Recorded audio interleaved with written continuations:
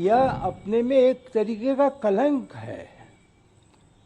एक तरीके से राम मंदिर में यह घटना घट गई, इसका हम सभी को एक खेद ही नहीं, एक तरीके से हम सभी उससे छोटापन महसूस कर रहे हैं। यह व्यवस्था का एक प्रश्न है, व्यवस्था में सुधार होगा, मुझे पूरा विश्वास है, और इस प्रकार की घटनाएं दोहराई नहीं जाएंगी। मैंने कल समीक्षा की, निर्माण कार्य में मुख्य रूप से 2 कार्य अभी पूरे किए जाने हैं।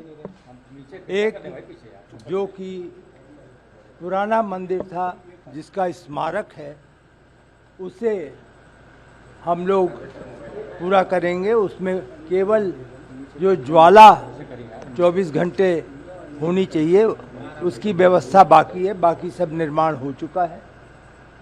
आप दूसरा एक पुण्य स्मारक है जो कि अब अपनी लगभग उसको आप यह मान करके चलें कि जुलाई के अंत तक पूरा हो जाएगा। वह मंदिर निर्माण से संबंधित कार्य में अंतिम कार्य है। इस प्रकार 30 जुलाई तक मंदिर का सभी निर्माण कार्य पूर्ण हो जाएगा। जो 2 कार्य चलते रहेंगे, एक बाउंड्री वॉल है 4 किलोमीटर लंबी, वह कार्य चलेगा, और मंदिर परिसर के बाहर जो ऑडिटोरियम है उसका कार्य लगभग नवंबर-दिसंबर तक होगा। इसके अतिरिक्त जो संग्रहालय है, राम कथा संग्रहालय, वह कार्य 20 गैलरी हैं।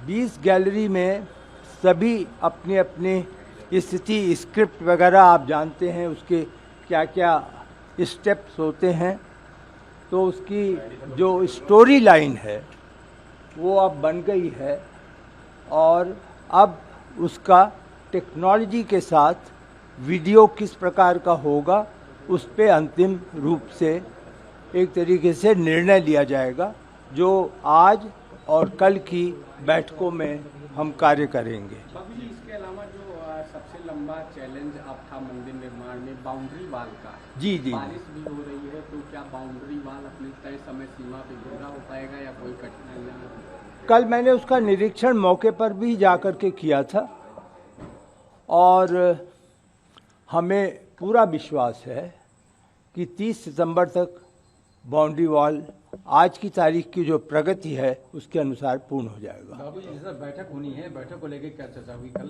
देखा जाए तो 13 जुलाई को बैठक होनी है, बैठक में क्या रहेगा? कौन सी 13 जुलाई को? ये कहा गया था बैठक होनी है 22 जुलाई को। 22 जुलाई को की बैठक होनी है। नहीं, मैं उसके बारे में मैं नहीं जानता, मुझे तो अभी सूचना भी नहीं मिली है। कल आप मंदिर परिसर में काफी समय तक रहे, जी, आपने जी। बाकी चीजों का भी मुआयना किया, तो व्यवस्था कितनी बदली है, क्या बेहतर? नहीं, मेरी व्यवस्था का मुआयना मैंने बिल्कुल नहीं किया, वो मेरे कार्य क्षेत्र के बाहर है। बाबू जी, इसके अलावा राम मंदिर में लगातार श्रद्धालु आ रहे हम हैं, कैसे करें बताइए आप मुझे। राम मंदिर में लगातार श्रद्धालुओं की संख्या भी बढ़ रही है, तो ऐसे राम भक्तों से क्या आप अपील करना चाहेंगे?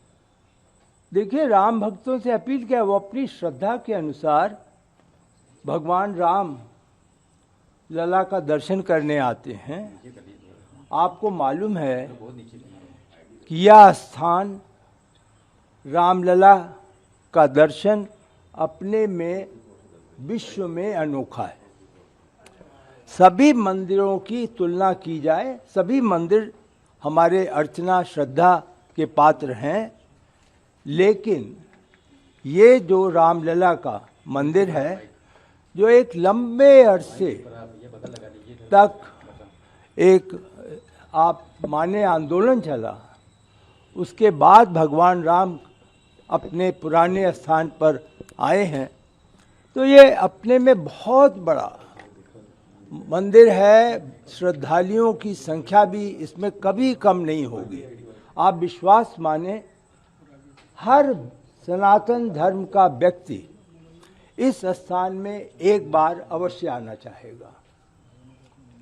चढ़ावा चोरी की सर जो बातें जब निकल करके आई है राम मंदिर से, आप उसको आप किस नजरिए से सर देखते नहीं, मैं उसको पूरी तरीके से चढ़ावा चोरी अपने में, आप जानते हैं हमारे कोषाध्यक्ष महोदय जो स्वामी गोविंद देव गिरी जी हैं, उन्होंने भी आप सभी से वार्ता की और बताया कि यह अपने में एक तरीके का कलंक है। एक तरीके से राम मंदिर में यह घटना घट गई, इसका हम सभी को एक खेद ही नहीं, एक तरीके से हम सभी उससे छोटापन महसूस कर रहे हैं। तो यह व्यवस्था का एक प्रश्न है, व्यवस्था में सुधार होगा, मुझे पूरा विश्वास है, और इस प्रकार की घटनाएं दोहराई नहीं जाएंगी। जिन 8 लोगों की सर गिरफ्तारी हुई है, आपको लगता है कि इन्वेस्टिगेशन का दायरा इसके बारे में मैं कोई भी किसी प्रकार की टिप्पणी नहीं करूंगा। ट्रस्टी भी मौजूद रहेंगे? नहीं, ये तो निर्माण समिति की बैठक है। तो निर्माण समिति में L&T, TCE, राजकीय निर्माण निगम, इंजीनियर इंडिया लिमिटेड इत्यादि के लोग आते हैं। बाबू जी, इसके अलावा राम मंदिर में CEO की नियुक्ति की बात सामने आ रही है। इसकी काफी चर्चा है, 3 सदस्यीय कमेटी भी गठित हुई है। हाँ, तो सबसे वो तो पहले होगी। आपने ये रिकमेंडेशन एक तरीके से कहा भी था कि इस तरह नहीं, मेरा कोई भी इसमें किसी प्रकार की संस्कृति का प्रश्न ही नहीं है। ये तो एक उच्चतम स्तर की समिति बनाई गई है, उसमें आपको मालूम है न्यायाधीश उसके अध्यक्ष हैं संभवतः। वह अपना निर्णय संस्तुति सीधे ट्रस्ट को देगी और ट्रस्ट विचार करेगा।